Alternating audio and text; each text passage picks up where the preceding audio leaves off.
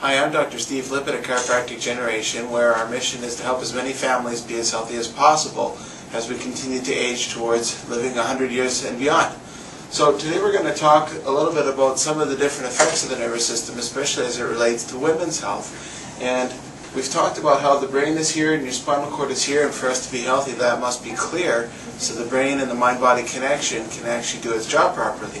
Well, this includes a lot of the vital organs, especially in women, things like uterus, things like ovaries, because the nerves have a huge importance in keeping those hormones balanced, especially through menstrual cycles, especially through pregnancies, especially through lots of different things that regulate women's health issues there.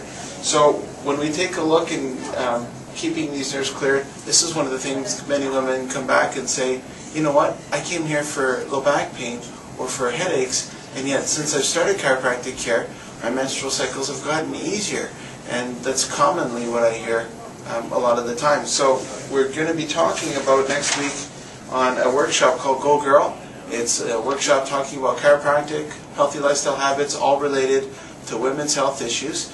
And what we're going to do in a second here is just demonstrate a very simple adjustment or a simple maneuver that I do for women that are having menstrual cycle cramping or really challenging menstrual cycles. It's a very simple adjustment to do, and as you'll see on the table, it's something that, you know, if a woman had a partner that she trusted, I could even teach that to them as a way to help minimize cramps without drugs and surgery.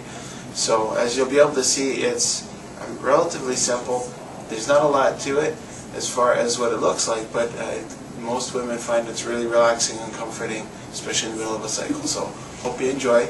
And as we've said before, if you have any comments or questions, please post them, because we'd love to try and address information that's important to you. Thanks.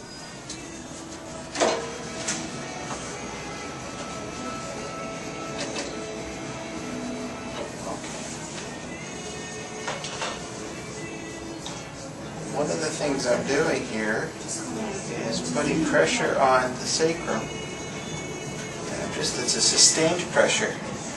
And what that's doing is it's helping do a few things. It's helping stimulate some of the sacral nerves, which supply the uterus and some of the other pelvic organs with signals.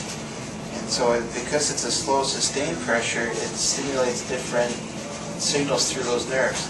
It's also putting some slack into the hip flexors, which are often muscles that will cramp up when someone is having their menstrual cycle. Now, it doesn't look like much, but I just have to hold it here, and I'm feeling for how the tension is and feeling for if the tissues are relaxing, but it's a slow sustained contact, almost up to a minute sometimes. We'll probably do that a little shorter for our demonstration here.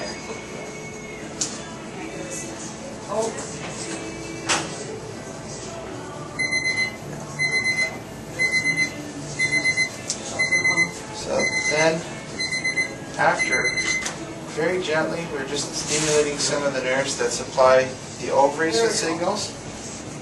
And it's almost like you're barely stimulating, you're barely touching the area. And this just helps get some of the sympathetic nerves to those organs to firing, but just firing in a gentle way. The type of input that you give also determines the type of signal that gets stimulated in the nerves. And then that's about it when we're doing a menstrual cramping adjustment like that.